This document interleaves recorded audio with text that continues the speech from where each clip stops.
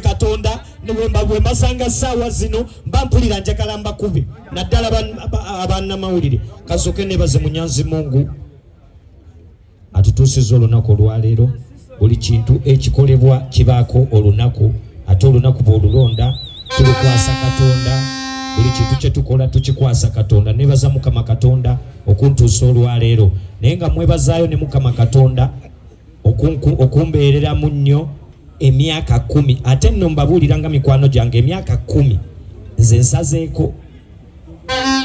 nsazeeko njagala myaka gya ssanyu nina emyaka awo gye nsazeeko saagala gyogera bafana egyo njirese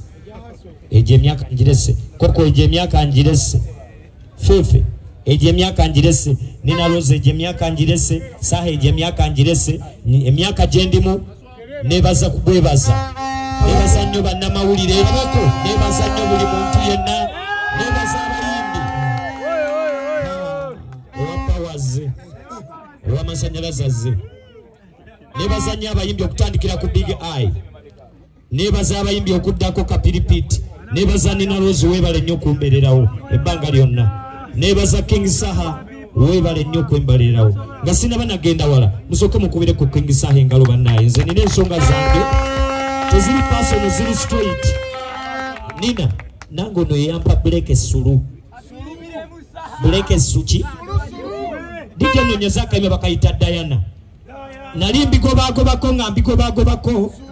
nina kayimba kenaimba bakayita mbala babulabi mu mutoko ngene nembuza bani benda bobulabi besta naba ku planinga kati mbalaba banganyo bakuba bangambye mbayise bubi mwongere ku King Saha engalo bweyampa akayimba ako njogera babyaddala bannamawulire mikwano gyange natandika okufunayo ku ssente okuva ku mitwalo 15 okudda waggulu paka olwaleero ate nkyali naye paka ddi emyaka ndowooza okakebera ku YouTube kasukkamu leero kasukkamu emyezi 6 kali emyaka 10 n'emyezi 6 nenebaza nnyo Koko Fingo ono namusanga mu buli lugendo lwange ate era kifaananyi kyange era nange ndi kifaananyi kye naye kifaananyi kyani kyange twesinkana emyaka mingi ate ye emyaka gye mbadde njagala obbabuulira gyali gya haso nnyo twesinkana mu mbalala nga ffenna tukagoba nalina boosi wange ebiseera ebyo bamuyitanga King Michael nga yanvuga nga yantwala oba aliwa boosi wange naye kwebaza bayimbi nebaza nnyo Fefebusi okunzikiririzamu nange omukkiririzamu Fefebusi webalire nnyo ddala edda nnyo nga tutandika ekibiina kye bayita Team No Sleep Fefebusi mwana mukubire ku ngalo mwana olugendo luwanvu nnyo tetwagala dunyumya naye twagala tulubabuulire mu kutematema paka olwaleero mu lugendo lwange olw'okuba kabakko ng'ogyeko Sennabulya Yusufu nina bakyali bange nange ate nga sinatuuka ku kyali wange ninayo kyali wange nnyo ku kido naye nina bakyali bange twali tutandika edda nina ebintu byange byengoba eŋŋendako eyo erubaga bayitangawo ku waleti naye nga wabawo night kati night eyo nga kwekubalaga kwekuba avaawo akomawo ate era twayinanga moto ngo atakuba tatta wiiki ejja ng'omanya gwe gaakuyisemu amasannyalaze nasangawo omusajja bamuyita Ziza Bafana musooke mukubire ku ngalo mwana Ziza namusanga nga bwafaanana nga bwali takyuka nga bwe mumulaba bwali ekyenjawulo kyalina era kyayongeza buli kaseera musajja wa Katonda mukubire ku ngalo ayongeza nnyo eddiini aba agipika seeka oba kubanga oli eno mu ofisi mwenkola eya Allah subhanahu wa ta'ala singa nakuwadda ijja kwata wano mu bitundu bya njawulo ofujja musooke mukubire omusajja ono engalo bannange bwe nasanga Ziza Bafana twakakuba ne tukagoba naye jaso oyinawo owandekeramu evaka osabitegeera nga nja kusanga mu plan B oyinawo ebintu byewazanyezanya nondeka awo nga tetunnatuukawo oyinawo wandekera nenkugoba nga ngamba naye mukwata ddi saa nengamba ojja basanga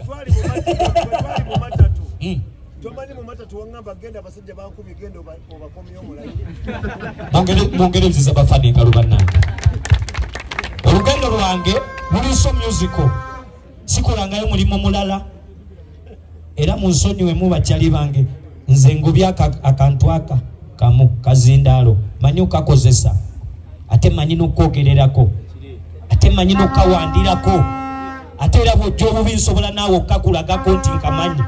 nkogereddeko emyaka 16 ntoddeko emyaka 6 egy'okubanga temumanyi nzaani nenteekawo emyaka 10 mutegeere nze kabakko nebaza nnyo mikwano gyange gyonna egyambirivingiramu okusingira ddala mwana mutulaba wano naye tulina abantu baffe naddala ffe gye tuva nze nava Mitiyana gye natandikira okukolera omulimu guno bwe najja nga nkagoba mpola omanyi kagoba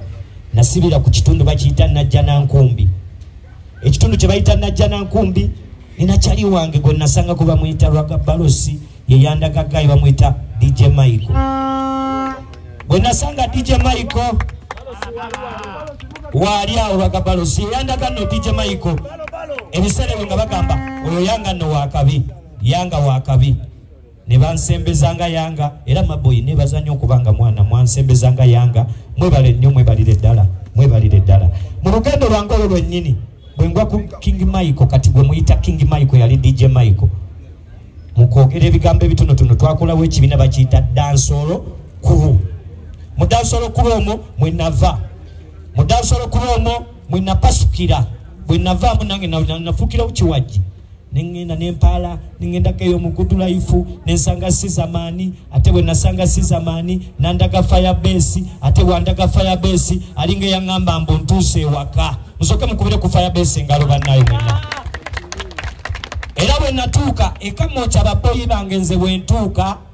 siri mugenyi bwe ntuuka ekamooca mbawaka bwe ntuuka mu buli ghetto gye mumanyi mu Uganda mbawaka bwe ntuukako mu Gaza mbawaka bwe nvaawo ne ŋŋendako eri oba mbagambe ki mwana mutegeere mbu mbawaka na wano wendi ndi waka ne mu Uganda mwensula ndi waki ate era nja kubeera wano nja kuwangalira wano naye mu lugendo lwange olwo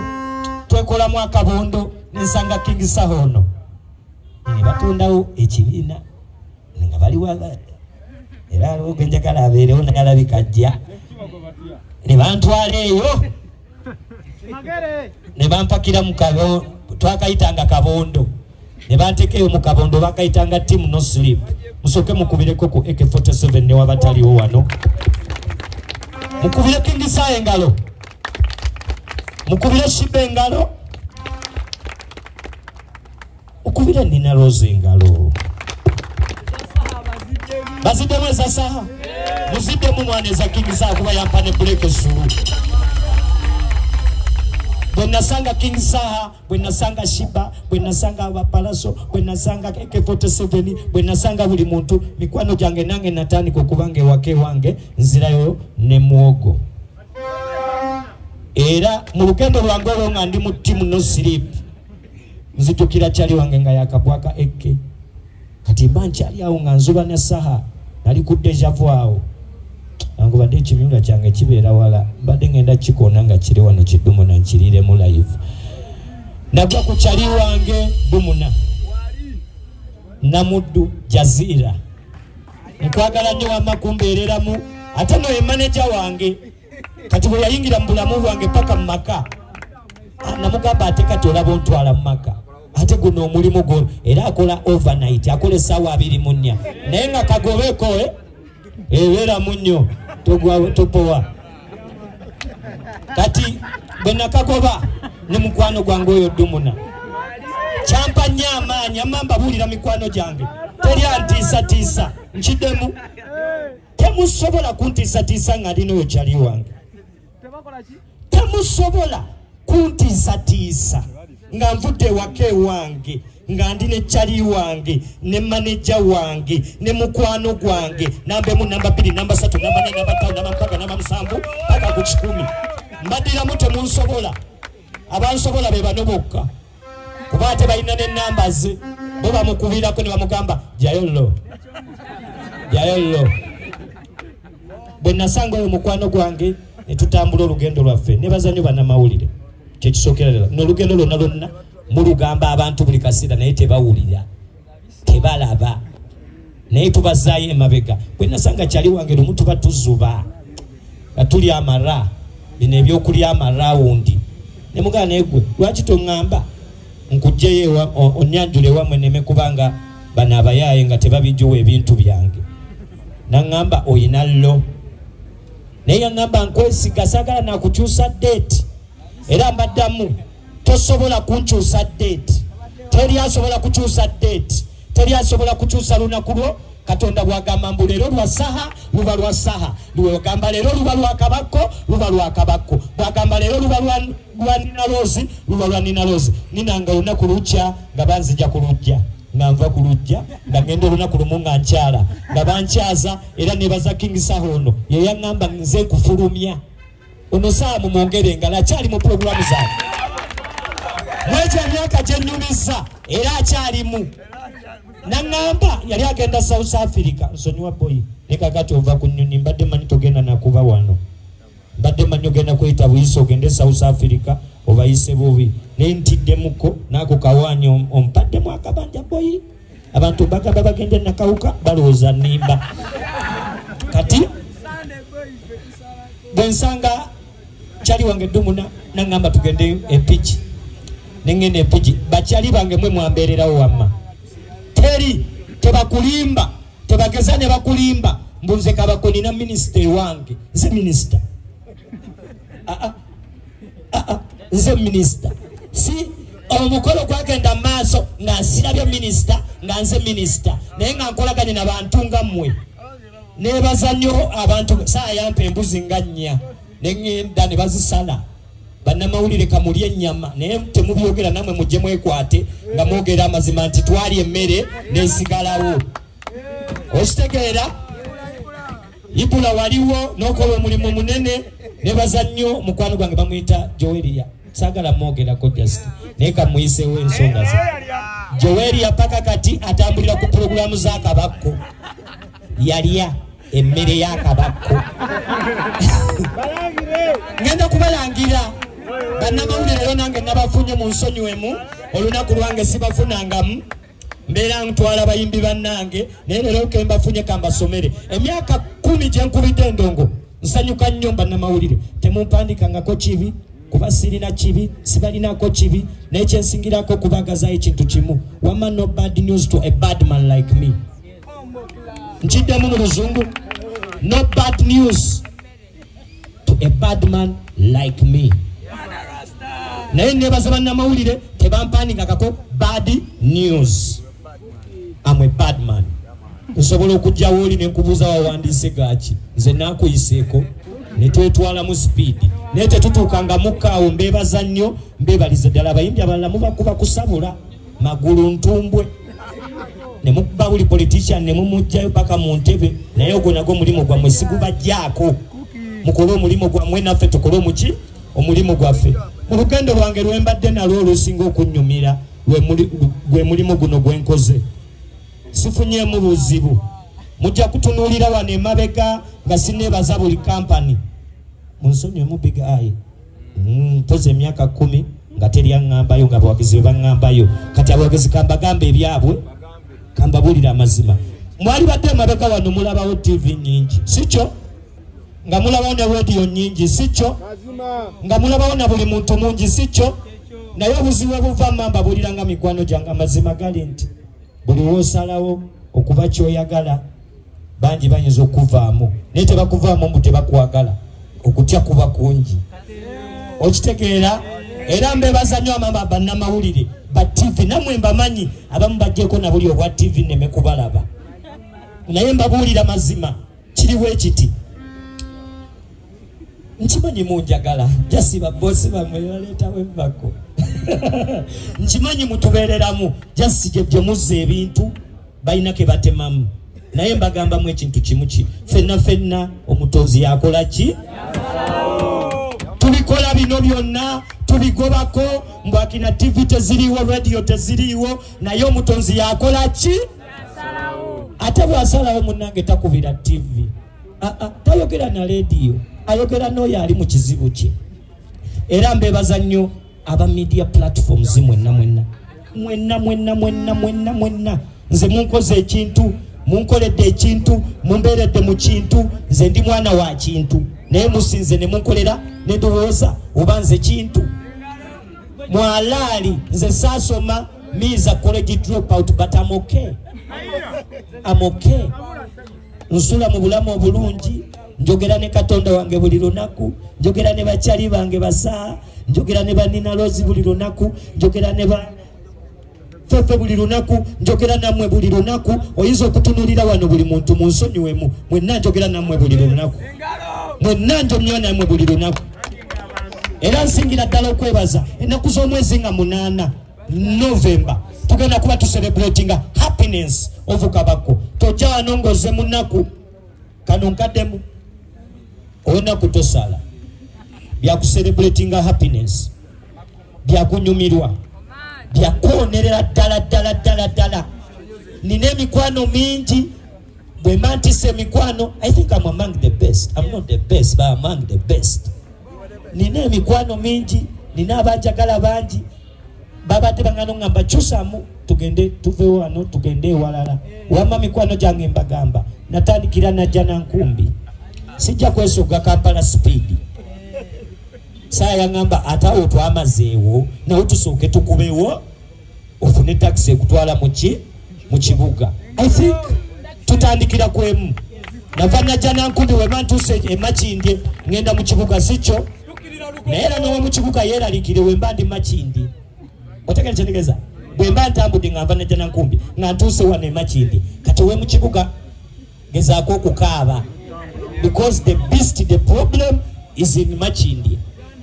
ngenda kuba nti I'm celebrating 10 years munsonyiwemu.